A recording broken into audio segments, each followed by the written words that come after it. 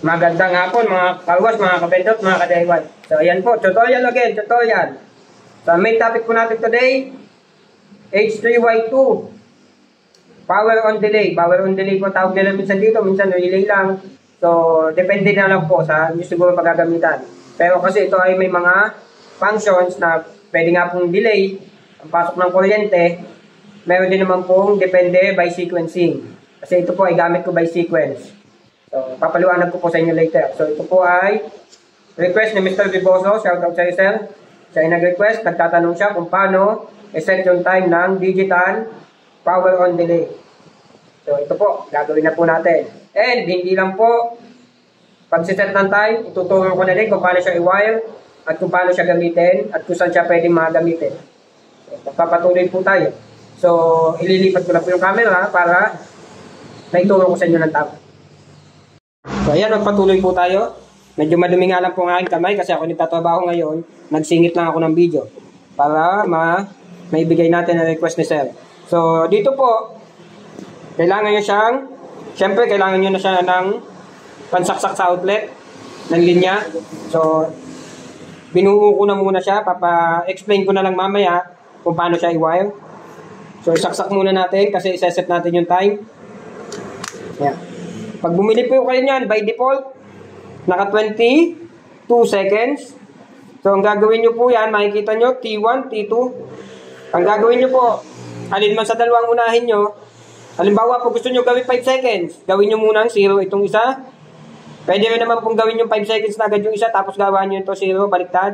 Yan, tapos gawin yung 5. So, nagawa ko na po 0 yon. Ito namang isa, kabila, T1, ay ginawa kong 5. Ayan po. So, ganun lang po siya kadali. In my case, ang ginagamit ko ay 1 seconds. Pero dahil nagde-demonstration tayo ngayon, kailangan nyo mas makita ng kung paano mag-run ng maayos. So, medyo okay na yung 5 seconds para makita nyo ang sequencing. So, hugutin na muna natin siya kasi itataksak natin siya para may pakita ko sa inyo kung paano siya gumagana. Pero bago yun, i-explain muna natin kung paano siya i-wire. So, pansinin nyo po, dito sa aking diagram, may line 1, line 2. Yan. Bali, ito po yan. Yung nasa gitnang yan. So, nakikita nyo. Meron siyang 4 na dot sa itaas. Ito po yun, yung 4 na yan. Yung 4 na dot sa ilalim. Ito po yun. So, ang palatandaan kung alin ang main line ay ito pong may orange sa ilalim o may blue. Minsan blue po yan. Depende sa binili nyo. Kasi yung kabila po ay wala. So doon nyo po malalaman kung saan ikakabit ang line 1, line 2. Kasi po yan ay may mga number na napakaliit. Medyo mahirap na makita lalo na kung hindi na ganun kalinaw yung mata. So hindi na po tayo babase sa numbering. Babase na po agad tayo sa diagram. Direkta na po tayo. Kasi kung magna-numbering pa tayo, magiging complicated pa sa inyo. So yan po. Pansinin nyo po. Si line 1, si line 2, si line 1 nandito, si line 2 nandito, si line 2 shorted dito, sa itaas na ito.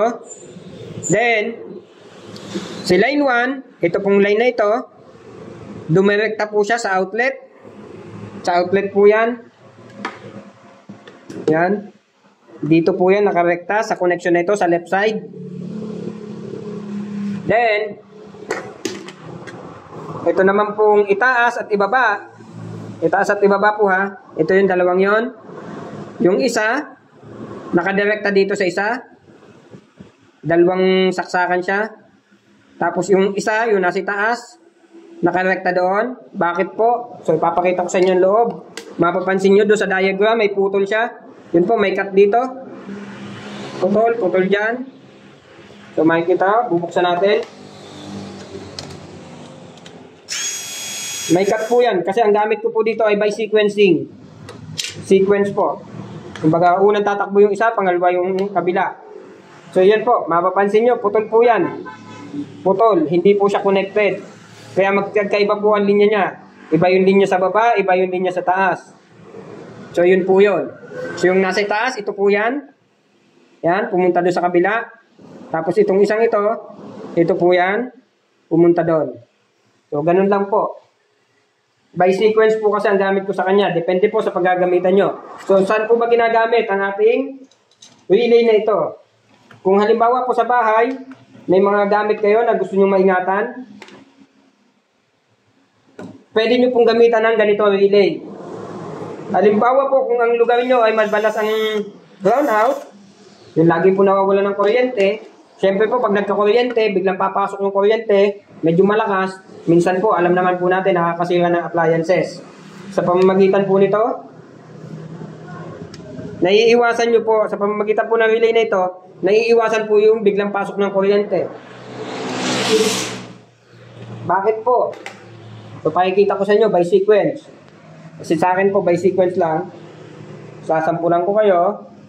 So, kunwari na lang po. Dun po kasi sa akin, foaming machine, ginagamit ko siya. Unang tumatakbo po itong pump na ito. Tapos, naglagay po ako ng ilaw dito. Kunwari na lang po itong ilaw ay air compressor. Dun po kasi sa car wash. So, ang una po dapat tatakbo ay yung nandito sa itaas. Yan. Tapos pangalawang tatakbo sa air compressor dito sa kabila. Huwag niyo pong kakalimutan, may putol yan kaya may sequence po. So maririnig niyo po mamaya, uugong ito pag isinaksa ko na. So makikita niyo po yung oras doon, 5 seconds yun. After 5 seconds po, mamamatay ito, mabubuhay yung kasunod. Ano po? Saksak na po natin. Yan, 5 seconds po. Umaandar. Yun. Namatay po ito. Nabuhay yung kunwari po nating air compressor. So by sequence po. So kung halimbawa naman po, yun po sinasabi ko sa inyo, yung appliances nyo na gusto nyo ay maingatan, hindi pa biglang papasukan ng kuryente. Aalisin nyo po yung isang linya. Yung isang nakasaksak doon sa unahang nagana. Aalisin nyo.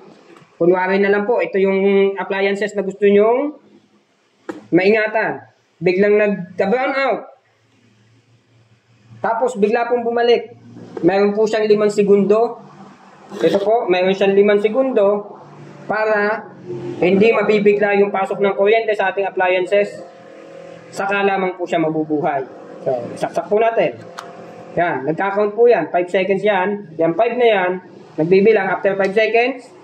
Nabuhay na po. So, hindi po nabigla ang pasok ng kuryente. Kasi alam naman po natin, yung biglang pasok ng kuryente, yun po ang nakakasira ng appliances. So, yun po, ang pwede nyo application na yan.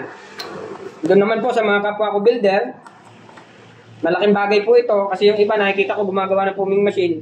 Pwede nyo po itong isama sa inyong design.